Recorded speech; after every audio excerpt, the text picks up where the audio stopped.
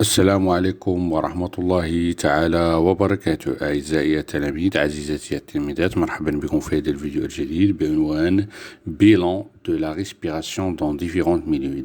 إذا هذا الفيديو مخصص للحديث عن ملخص لدرس التنفس في أوساط مختلفة. إذا قبل البداية, donc il faut définir c'est quoi la respiration.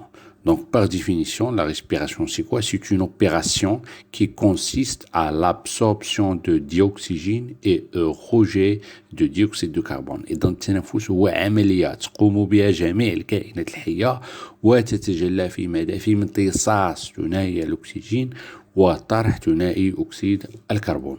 إذا لدينا نمطين من التنفس حسب وسط العيش.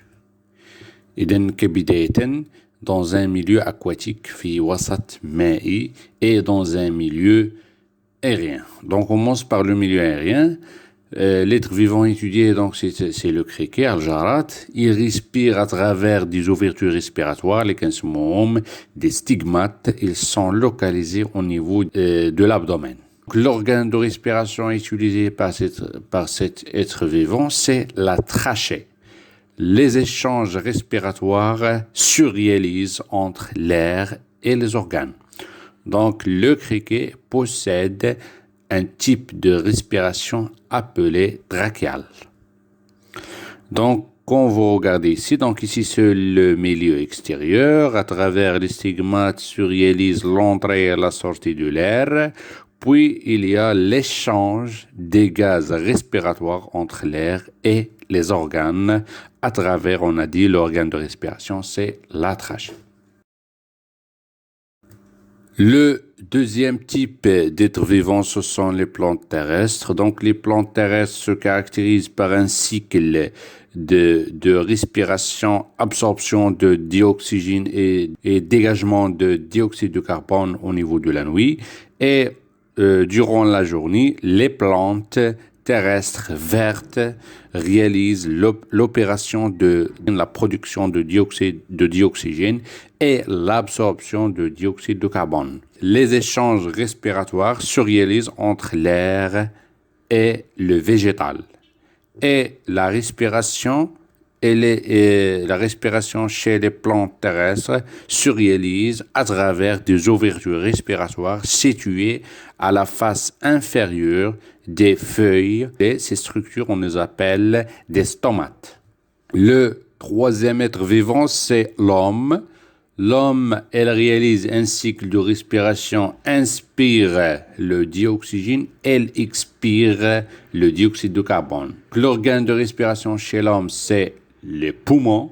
Les échanges respiratoires se déroulent et se réalisent entre l'air et le sang. Donc l'homme possède une respiration du type pulmonaire. Donc l'organisation de l'appareil respiratoire chez l'homme, donc la trachée, les bronches, les bronchioles. Ces bronchioles se terminent par des sacs aériens. À l'intérieur de ces sacs aériens, on trouve l'unité de structure et de fonction des poumons appelée les alvéoles pulmonaires. On passe dans le milieu aquatique. L'être vivant étudié ici, ce sont les poissons. Les poissons, elle utilise un organe de respiration appelé les branchies. Elle assure un échange respiratoire entre l'eau et le sang. Donc, les poissons, elles possèdent une respiration du type branchial. Cette figure, elle illustre l'entrée de l'eau à travers la bouche des poissons et un échange, les branchies, ils assurent l'extraction de dioxygène de l'eau et elles déversent dans l'eau le dioxyde de carbone. L'eau riche en dioxyde de carbone sort à travers les opercules. Comme remarque, pour la mise en évidence des gaz respiratoires, à savoir le dioxygène et le dioxyde de carbone, si on veut détecter la présence ou l'absence de dioxyde de carbone dans un milieu, on utilise l'eau d'eau chaude. Pourquoi? Parce que ce dernier, à savoir l'eau de chaud, elle change d'aspect. Elle devient trouble en présence de dioxyde de carbone. Pour détecter et pour mesurer la teneur de dioxygène dans un milieu, on utilise un oxymètre. Donc, les êtres vivants étudiés, ce sont l'homme, le criquet et le poisson. Les propriétés, c'est le milieu de vie, l'organe de respiration et le type de respiration. Donc, l'homme, il vit dans un milieu aérien. Il utilise les poumons pour la respiration. Donc, sa respiration, elle est qualifiée de type pulmonaire. Le criquet, lui aussi, il vit dans un milieu aérien. Il utilise l'organe de respiration appelé la trachée.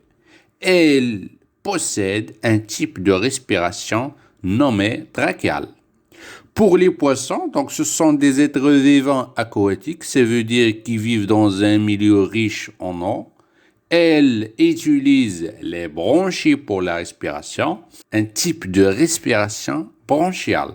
Ici, le type de la respiration, il est toujours lié à l'organe de respiration. Donc ici, pulmonaire, parce que l'homme, il utilise les poumons.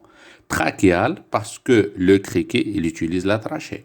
Bronchial, parce que les poissons, ils utilisent les bronchies. إذن أعزائي التلاميذ كان هذا كل شيء. أتمنى أن تكونوا قد استفدتم معنا، والسلام عليكم ورحمة الله تعالى وبركاته.